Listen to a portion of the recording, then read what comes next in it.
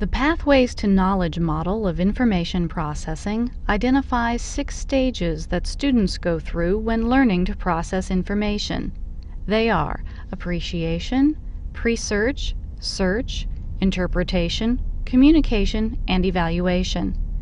More information on this can be found in the Technology as Facilitator of Quality Education model. In this high school biology class, the teacher fosters the students' curiosity by giving them the opportunity to choose their own topic to research. The students are enthusiastic about finding more information on earthworms as they read about, discuss, and evaluate their choice of topics. These strategies demonstrate the appreciation stage of information processing. What do you know about worms? They have 100 body segments. They have 5 hearts. Yeah, that's 5. Okay. So do you think you want to do your project on worms? Yeah. I see you've already selected earthworms as a topic. Is that what you would like to research? Oh, look. I know you can see it like that. Now, a lot of people think if you cut worms in half, they grow back together. I've heard that about snakes, too. Is that true? No, it's only a myth. It's a myth. They die. Oops, I'm sorry. They will die. So let's see what you can find on the internet or in a book about worms, earthworms. The students enter the pre-search stage of information processing as they begin their research. They build background information by using search engines, library reference materials, and their textbooks to explore general sources of information. As the students narrow topics, they begin to develop specific research questions. Thesis statement. One sentence that tells what?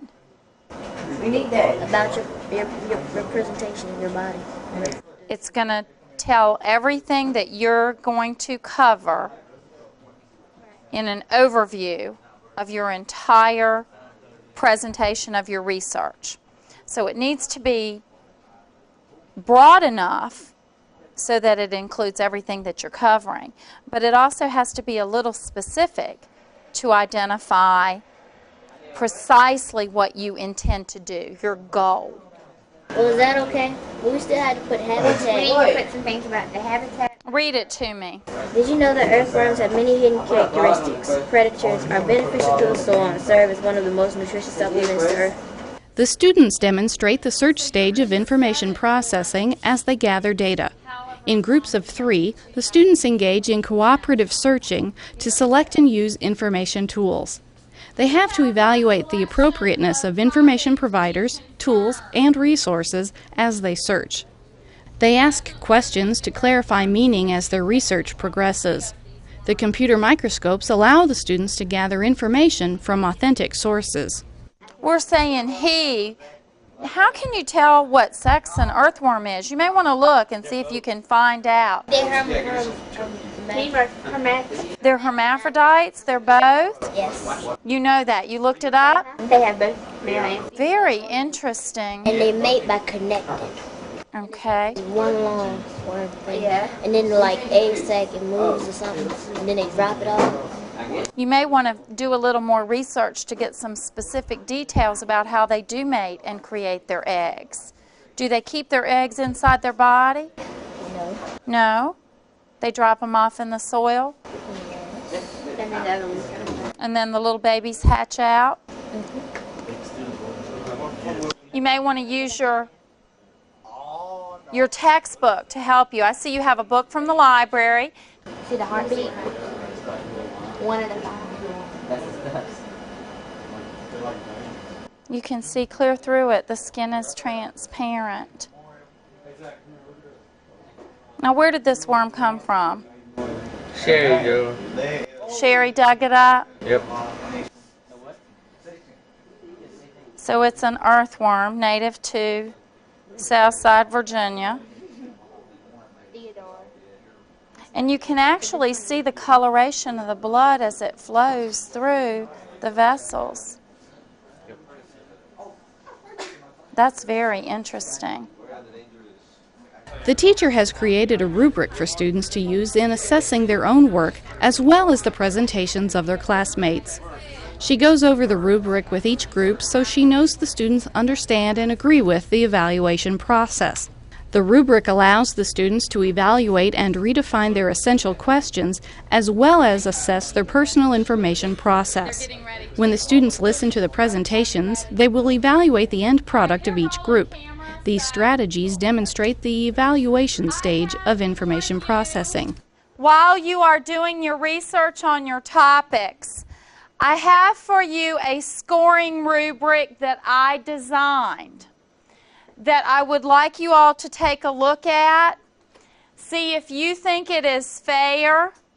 You start on the left-hand side with number 1s. Those are the basic minimum requirements that I would like to have included in your PowerPoint presentations. Of course, utilizing the capabilities of the computer microscope. It goes all the way up to 4s, which are the best.